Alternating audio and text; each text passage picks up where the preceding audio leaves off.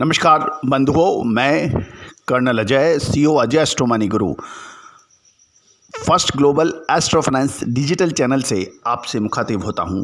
आज के इस विशेष शो में हम चर्चा करेंगे कृषि जिन्सों में होने वाली हलचल, शेयर बाजार के अंदर क्या संभावना बनेगी, निफ्टी और सेंसेक्स क्या कहता है और कमोडिटी बाजार में क्या संभावना बनेगी।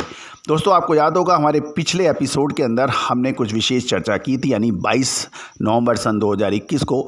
आज है 23 नवंबर सन 2021। आपको याद होगा हमने निफ्टी और सेंसेक्स के बारे में यही कहा था कि तेज़ गिरावट की संभावना बनती है और बड़ी ज़बरदस्त गिरावट दर्ज हुई, जिसका अग्रिम आकलन हमने पिछले सप्ताह ही आपको अग्रिम दे दिया था। इसके अतिरिक्त सोयाबीन के अंदर एक तरफा तेज़ी दर्ज हुई, अपर सर्किट भी एनसीडीएक्स में देखा गया। आपको याद होगा लगभग सवा महीने पहले जब लगभग सभी मार्केट विशेषज्ञ और एसोसिएशंस सोयाबीन के अंदर बड़ी गिरावट की बात कर रहे थे और सरकार ने भी सोयाबीन के आयात की ड्यूटी में कमी की थी और सोया डीओसी भी इंपोर्ट करने का फैसला किया था। इससे व्यापारियों के अंदर बड़ा हड़कंप मचा और चारों तरफ मंदी मंदी और मंदी की आवाज़ें आने लगी। उस वक्त भी हमने बिल्कुल आपको पुरजोर शब्दों में वकालत करते हुए कहा था कि सोयाबीन के अंदर बहुत बड़ी मंदी होने की संभावना नहीं है। देखिए, लगभग 25% की एक तरफा तेज़ी पिछले कुछ सप्ताह के अंदर दर्ज हो चुकी है और उम्मीद है कि हमारे चैनल के सभी दर्शक बंधुओं ने इसका बड़ा लाभ उठाया होगा। दोस्तों, याद रखिएगा, क्या तेज़ी के बाद मंदी आएगी या मंदी के बाद हमेशा तेज़ी आएगी, ये विश्लेषण संभवतः फंडामेंटल एनालिसिस और फाइनेंशियल एस्ट्रोलॉजी के संयुक्त प्रयासों से किया जाना संभव है, जिसका हम लगातार आपको परिचय दे रहे हैं। चाहे वो प्याज हो, साउथ वेस्ट मानसून हो, कॉटन हो, सोयाबीन हो, चना हो या फिर शेयर बाज़ार। दोस्तों, फाइनेंशियल एस्ट्रोलॉजी एक कोई नई विद्या नहीं है। ये सदियों से हमारे देश में इसका अनुभव और प्रैक्टिस की जाती रही है, लेकिन विदेशी आक्रमणकारियों के लगातार हमलों ने हमारे देश का ज्ञान, विज्ञान, संस्कृति को पूर्ण तरह से नष्ट करने का प्रयास किया गया। नालंदा और तक्षशिला जैसी बौद्ध विश्वविद्यालयों के ग्रंथों को बरसों तक जलाया गया, महीनों तक उसकी होली जलाई गई।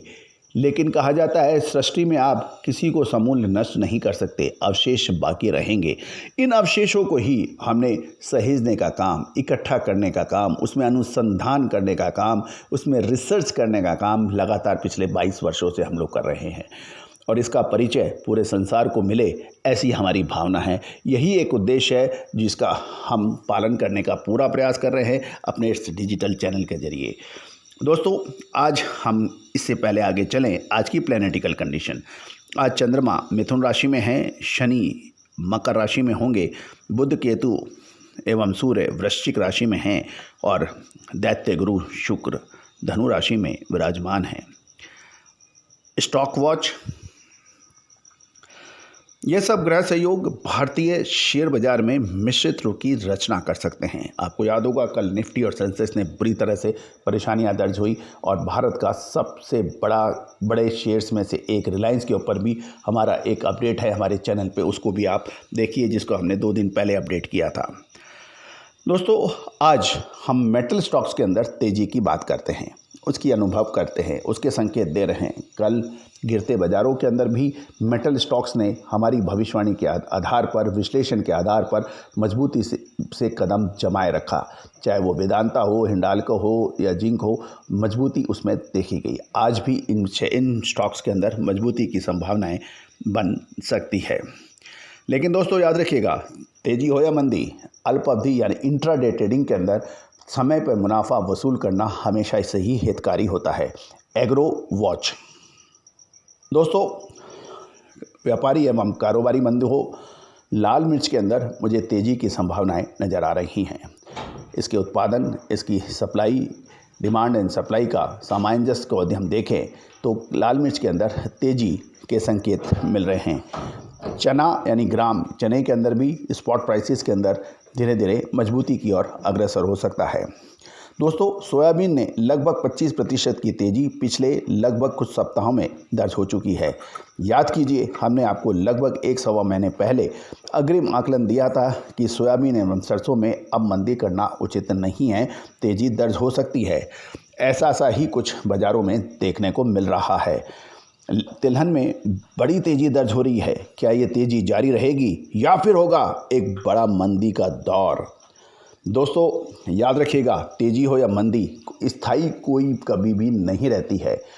विश्लेषण, आकलन, यही मार्केट विशेषज्ञ का कार्य है। आपको देखिए, आज से लगभग से 1 महीने पहले, सवा महीने पहले सभी मार्केट विशेषज्ञ एसोसिएशंस, यह सभी मार्केट के जानकार तिलहन के ऊपर बड़ी मंदी में थे।